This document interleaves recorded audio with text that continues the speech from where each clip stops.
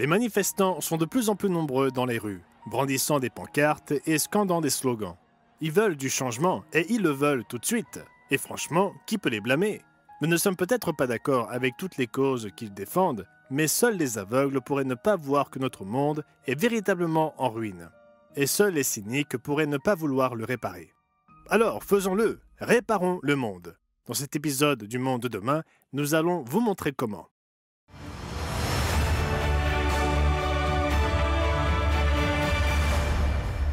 Bonjour et bienvenue au Monde de demain. Nous vous aidons à donner un sens à votre monde à travers les pages de la Bible.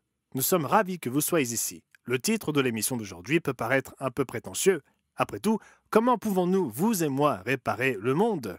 Mais nous le pouvons. Et non, je ne me moque pas de vous. Oui, les problèmes sont énormes, et oui, les actions que nous devons entreprendre le sont tout autant. Mais seules ces actions seront efficientes. Restez à l'écoute aujourd'hui et je vous expliquerai. Je vous donnerai également l'occasion de demander notre ressource gratuite sur les 10 commandements. Comme tout ce que nous offrons à nos téléspectateurs, cette ressource est entièrement gratuite. Gardez simplement un œil sur votre écran pour trouver les informations nécessaires à l'obtention de votre exemplaire gratuit. Dans les années 1980, le duo pop Tears for Fears connut un énorme succès avec la chanson Everybody Wants to Rule the World.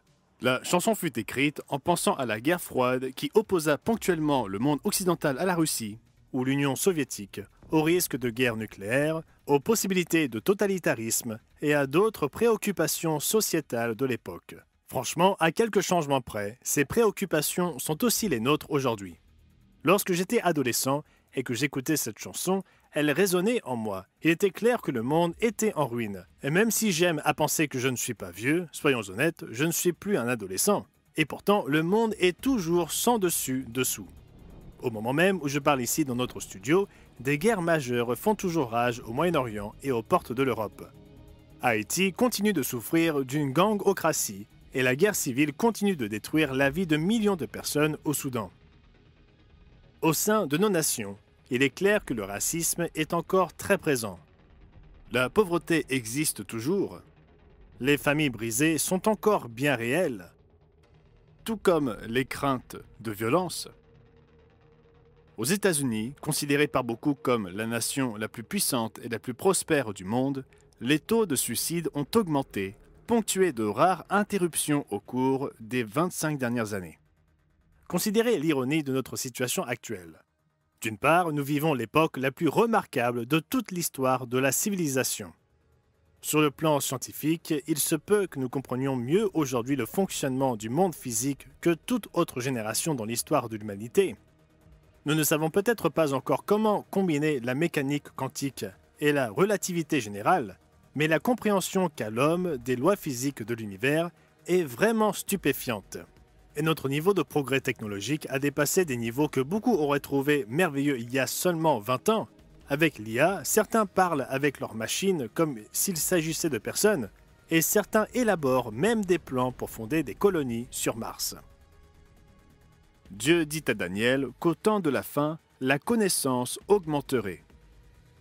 Et c'est ce qui est en train de se passer. Pourtant, malgré toutes ces connaissances accumulées, la connaissance du vivre bien ensemble continue de nous échapper. Nos tentatives de lutte contre le racisme au cours des dernières années rendent les relations interraciales encore pires. Nos tentatives d'étendre l'égalité des sexes et des genres aux limites de nos philosophies séculières ne font que jeter la confusion dans ces domaines, au point que nous modifions chirurgicalement, chimiquement et de manière irréversible des enfants pour qu'ils apparaissent comme étant du sexe opposé. Notre approche de la sexualité, censée maximiser la liberté humaine et faire taire les jugements moraux, engendre un monde de relations, de cœurs et de familles brisées qui ne semble profiter à personne, sauf aux fabricants de médicaments contre les infections sexuellement transmissibles. Même la démocratie et les démocraties représentatives, censées être la meilleure de toutes les formes de gouvernement, sombrent aujourd'hui dans le chaos, car la stabilité est éjectée et chaque nouvelle élection menace d'amener un nouveau parti qui passera le plus clair de son temps à rejeter toutes les décisions du parti précédent. Nous voulons tous réparer le monde. Le problème, c'est que personne ne semble savoir comment s'y prendre. La réalité de notre monde est bien résumée par le prophète Ésaïe au chapitre 59 de son livre. Ils ne connaissent pas le chemin de la paix, et il n'y a point de justice dans leur voie. Ils prennent des sentiers détournés. Quiconque y marche ne connaît point la paix. C'est pourquoi l'arrêt de délivrance est loin de nous, et le salut ne nous atteint pas. Nous attendons la lumière, et voici les ténèbres, la clarté, et nous marchons dans l'obscurité. Nous tâtonnons comme des aveugles le long d'un mur, nous tâtonnons comme ceux qui n'ont point Dieu, nous chancelons à midi comme de nuit, au milieu de l'abondance, nous ressemblons à des morts. Si nous voulons réparer le monde, nous avons besoin de quelqu'un pour nous montrer comment faire, et le seul vraiment qualifié est notre Créateur et le concepteur de l'humanité, le Dieu de la Bible. Dans notre prochaine partie, nous verrons comment il nous recommande de construire une société et de réparer notre monde. Avant cela, permettez-moi de vous offrir la ressource gratuite d'aujourd'hui, les 10 commandements. Vous avez peut-être entendu parler des 10 commandements, vous les avez peut-être même appris par cœur lorsque vous étiez enfant, mais je vous garantis que vous ne les avez jamais vus expliqués de cette façon.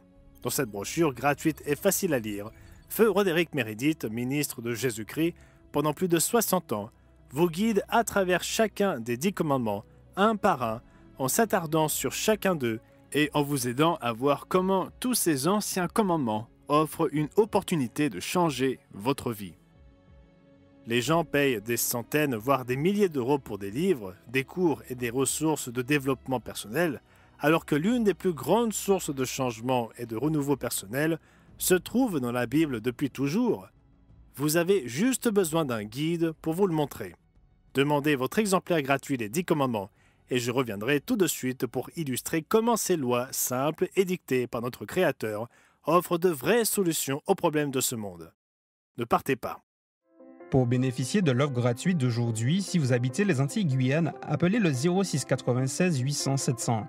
Et si vous habitez en Haïti, appelez le 509 46 59 93 82. Notre publication claire et concise vous aidera à comprendre les vérités essentielles issues des pages de la Bible. Si vous appelez pour la première fois, vous recevrez également un abonnement annuel gratuit à la revue du Monde de demain. 6 numéros inspirants traitant de l'actualité, de la science et de la culture moderne vous aideront à donner un sens à votre monde selon une perspective biblique. Appelez dès aujourd'hui et rejoignez les millions de personnes dans le monde entier qui se tournent vers le monde de demain pour y puiser la vérité, les sens des prophéties et l'espérance en cette période de confusion. Appelez dès aujourd'hui au rendez-vous sur mondedemain.org.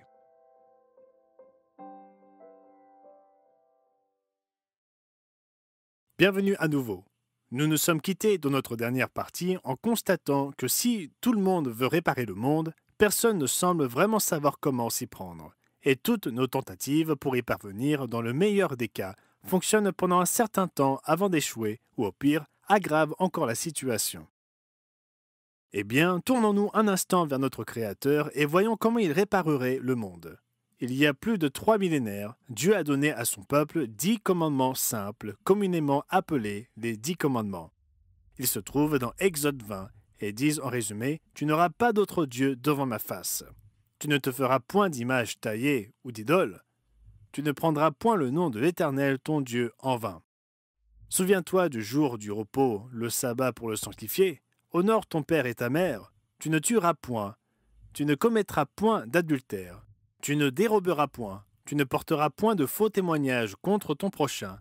Tu ne convoiteras point. » Ceci est bien plus qu'une simple liste de règles à consonance religieuse que les enfants doivent mémoriser pour remporter un prix à l'église. Ce sont des commandements inspirés du Créateur de la vie elle-même, le concepteur de l'humanité, qui sait comment nous devons vivre en harmonie avec lui et les uns avec les autres. Un examen attentif des 10 commandements révèle une structure. Remarquez que les 4 premiers commandements, ne pas avoir d'autres dieux, ne pas adorer des images taillées, ne pas prendre son nom en vain et observer le sabbat du 7e jour, concernent tous notre relation avec lui. Les 6 commandements suivants, honorer ses parents, ne pas tuer, être sexuellement fidèle à son conjoint, ne pas voler, ne pas mentir et ne pas convoiter les biens de son prochain, concernent nos relations mutuelles, ce que la Bible appelle le prochain.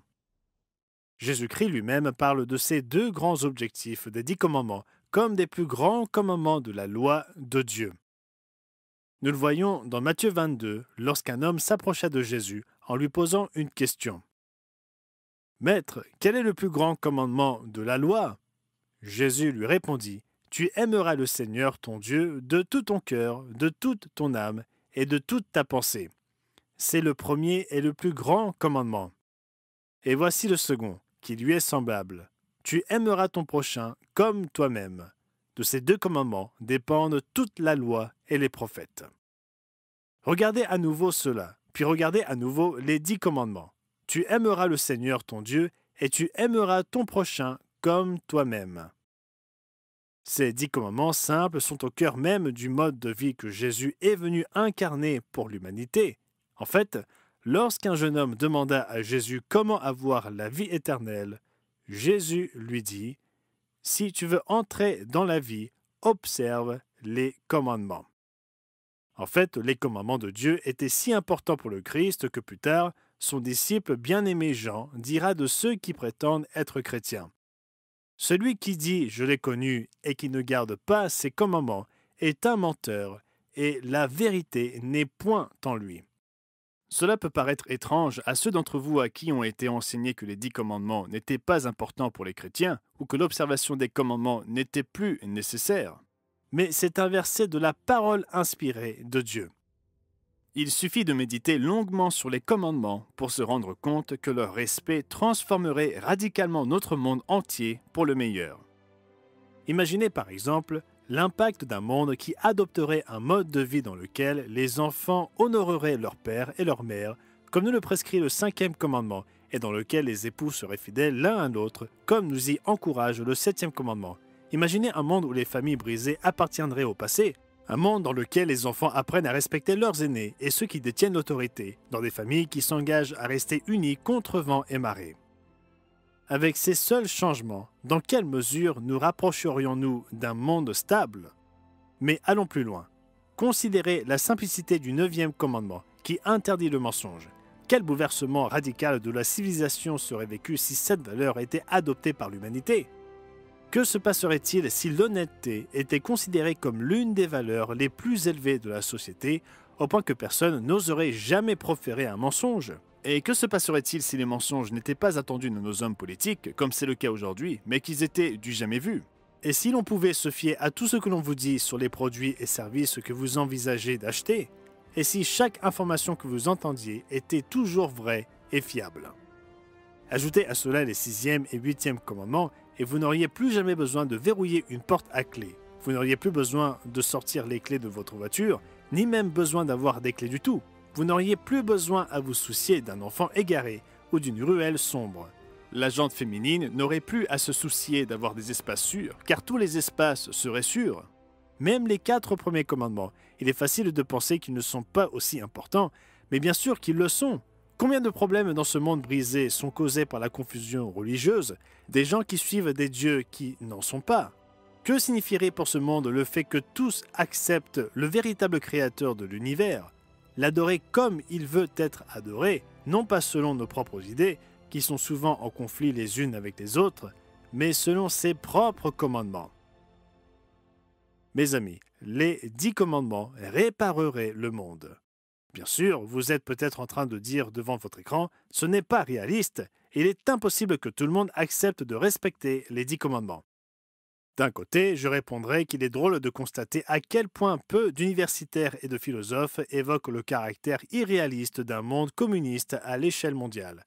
Mais laissons cela de côté, car d'un autre côté, je suis tout à fait d'accord.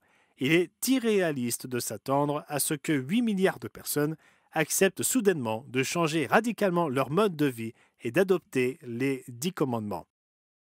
Mais il n'est pas déraisonnable d'attendre d'une famille qu'elle le fasse, ou même d'une seule personne. Et la clé pour réparer le monde réside dans cette vérité. Je vais vous expliquer pourquoi dans un instant. Mais tout d'abord, permettez-moi de vous donner une nouvelle occasion de demander notre ressource gratuite d'aujourd'hui, les 10 commandements.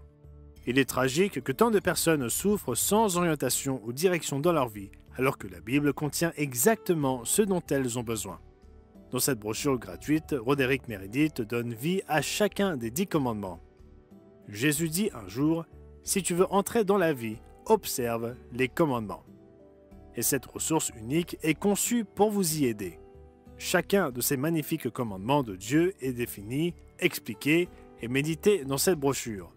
Loin d'être des mots creux, poussiéreux et dépassés, cet ouvrage vous aidera à voir que les 10 commandements de Dieu sont des outils dynamiques, pertinents et puissants, lesquels Dieu peut utiliser pour changer votre vie si seulement vous le laissiez agir.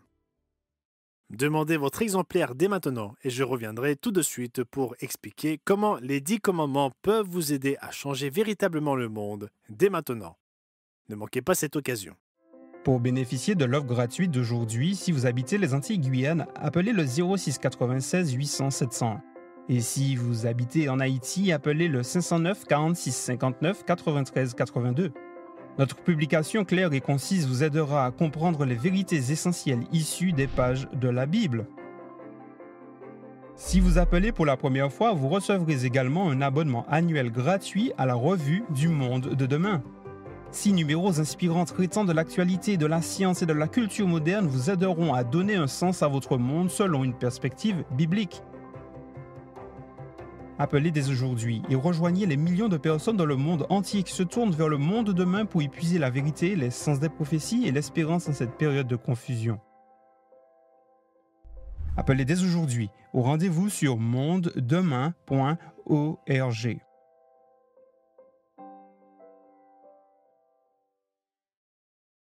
Alors que nous approchons de la fin de notre émission, nous sommes arrivés à une vérité profonde. J'ai mentionné plus tôt que je ne plaisantais pas. Nous allions parler de la façon de réparer le monde et de la façon dont nous pouvons commencer à le réparer dès maintenant. Et c'est exactement ce dont nous avons parlé. Car réparer le monde commence par se réparer soi-même. Pas au sens vain du terme habituel, se concentrer sur soi-même qui consiste simplement à accepter ses défauts de caractère sans rien en changer. Non, nous avons besoin de changement. J'ai besoin de changement. Vous avez besoin de changement. Et pour changer le monde, dont plus de 99,9999% échappe à notre contrôle, il faut d'abord changer la minuscule partie qui est sous notre contrôle. Cela commence par votre décision d'améliorer votre vie, votre famille, votre relation avec Dieu, votre Créateur, et avec Jésus-Christ, votre Sauveur. Cette décision de changer, de vous détourner de la direction dans laquelle vous vous trouvez et de prendre une nouvelle direction, une direction qui vous rapproche de votre Dieu en obéissant à ses commandements au lieu de continuer à les rejeter, cette décision de changer s'appelle le repentir. Et elle est au cœur du message que le Fils de Dieu apporta sur cette planète il y a 2000 ans. Ne me croyez pas sur parole, regardez-le avec moi. Dans le chapitre 1 de l'Évangile de Marc, nous voyons le tout début du ministère de Jésus dans le monde et le message qu'il apporta en termes simples. Lisez les versets 14 et 15. Après que Jean eut été livré, Jésus alla dans la Galilée, prêchant l'évangile de Dieu. Il disait, « Le temps est accompli et le royaume de Dieu est proche. Repentez-vous et croyez à la bonne nouvelle. » Repentez-vous. Ce n'est plus un ordre que l'on entend souvent, un peu démodé peut-être, mais les commandements de Dieu ne se démodent jamais. En fait, ils sont la clé pour réparer ce monde. Je sais que je vais donner l'impression de remettre en cause tout ce que j'ai dit jusqu'à présent, mais même si les 10 commandements sont essentiels, ils ne suffisent pas. Même si nous pouvions convaincre chacun des 8 milliards d'êtres humains de la planète Terre de commencer à respecter les 10 commandements, adorer Dieu comme il nous l'ordonne, aimer notre prochain comme Dieu nous l'ordonne, cela ne suffirait pas à réparer le monde. Ne vous méprenez pas, ce serait merveilleux, au moins pour un temps, mais cela ne durerait pas. Comment le sais-je? Parce que Dieu nous le prouva avec l'expérience des enfants d'Israël.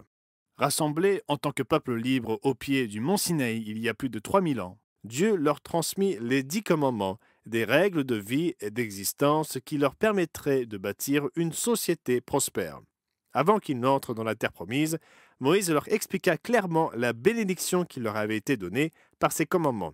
Lisez-le avec moi dans Deutéronome 4, à partir du verset 5.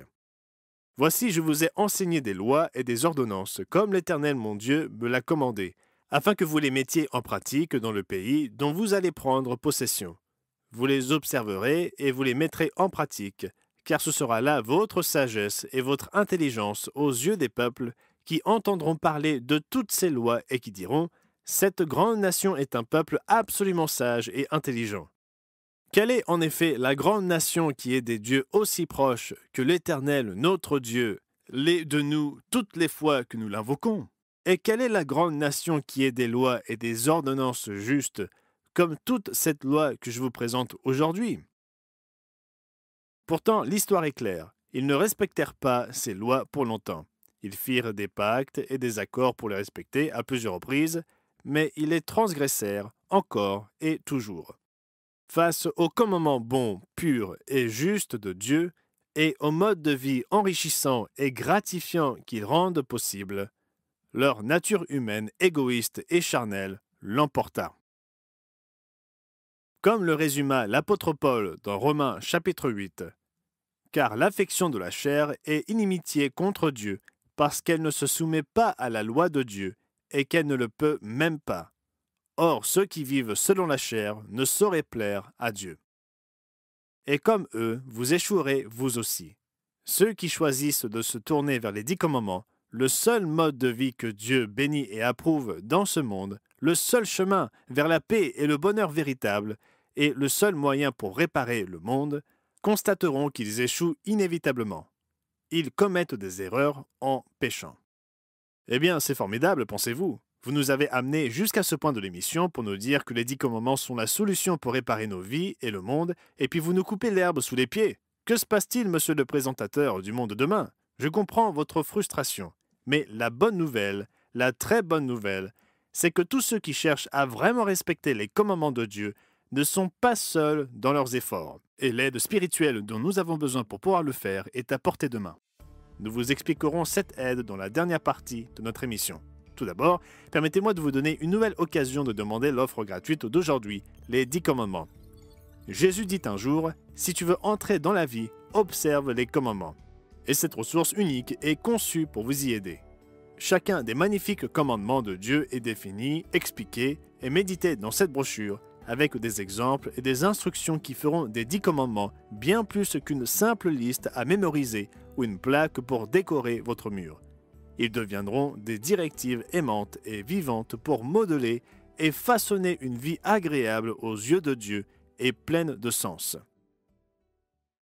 Demandez votre exemplaire dès maintenant et je reviendrai vous expliquer le plan de Dieu pour vous aider et aider le monde entier à respecter ses commandements de façon durable. Ne manquez pas ce moment. Pour bénéficier de l'offre gratuite d'aujourd'hui, si vous habitez les Antilles-Guyane, appelez le 06 96 800 701. Et si vous habitez en Haïti, appelez le 509 46 59 93 82. Notre publication claire et concise vous aidera à comprendre les vérités essentielles issues des pages de la Bible. Si vous appelez pour la première fois, vous recevrez également un abonnement annuel gratuit à la revue du Monde de demain. 6 numéros inspirants traitant de l'actualité, de la science et de la culture moderne vous aideront à donner un sens à votre monde selon une perspective biblique. Appelez dès aujourd'hui et rejoignez les millions de personnes dans le monde entier qui se tournent vers le monde de demain pour y puiser la vérité, les sens des prophéties et l'espérance en cette période de confusion. Appelez dès aujourd'hui au rendez-vous sur mondedemain.org.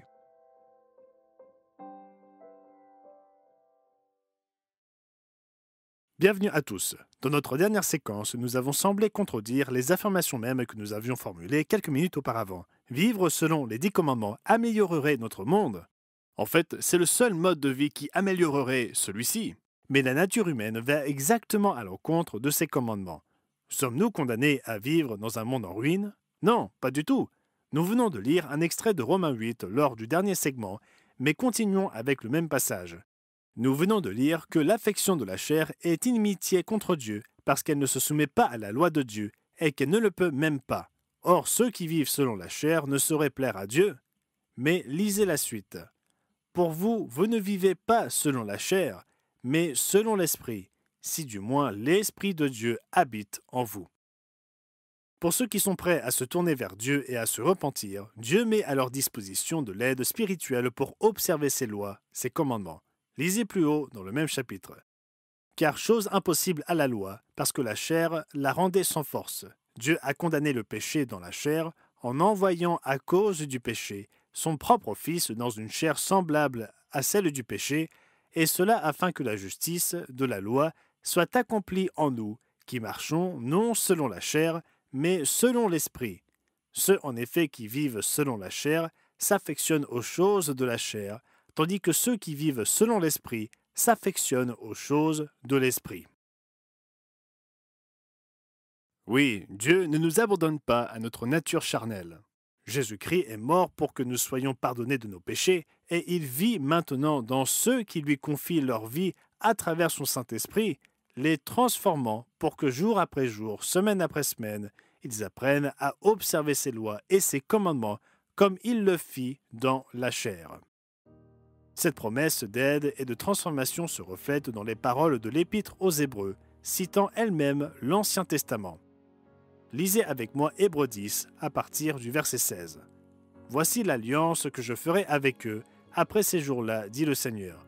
Je mettrai mes lois dans leur cœur et je les écrirai dans leur esprit. » Il ajoute « Et je ne me souviendrai plus de leurs péchés ni de leurs iniquités. » Et pour ceux qui sont prêts, dans cette vie, à réparer leur monde personnel, à se repentir et à adhérer aux 10 commandements de Dieu, et à permettre à Jésus-Christ de leur pardonner leurs péchés et d'entamer le processus de transformation de l'intérieur vers l'extérieur en recevant le don du Saint-Esprit, il y a vraiment de bonnes nouvelles à venir. Car ceux qui permettent à Jésus-Christ de réparer leur vie de cette manière, dans cette vie, pourront régner aux côtés de Jésus-Christ après son retour et à véritablement commencer à réparer le monde entier. Oui, si nous voulons vraiment réparer le monde, le réparer véritablement et radicalement et en faire un monde de paix, de joie et de bonheur auquel nous avons toujours aspiré, alors la clé est de permettre à Dieu de réparer d'abord nos propres vies.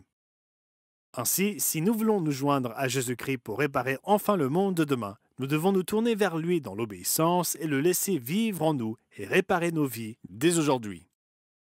Merci beaucoup de vous être joints à nous. N'oubliez pas de réclamer la ressource gratuite d'aujourd'hui qui vous permettra de plonger dans les 10 commandements. Et n'oubliez pas de revenir la semaine prochaine. Jarl Wasten, Ron McNair et moi-même serons là pour vous, prêts à partager avec vous les enseignements de Jésus-Christ, la bonne nouvelle de son royaume à venir et les prophéties de la fin des temps contenues dans la parole de Dieu. D'ici là, prenez soin de vous. Pour bénéficier de l'offre gratuite d'aujourd'hui, si vous habitez les Antilles-Guyane, appelez le 06 96 800 701. Et si vous habitez en Haïti, appelez le 509 46 59 93 82. Appelez dès aujourd'hui et rejoignez les millions de personnes dans le monde entier qui se tournent vers le monde de demain pour y puiser la vérité, les sens des prophéties et l'espérance en cette période de confusion.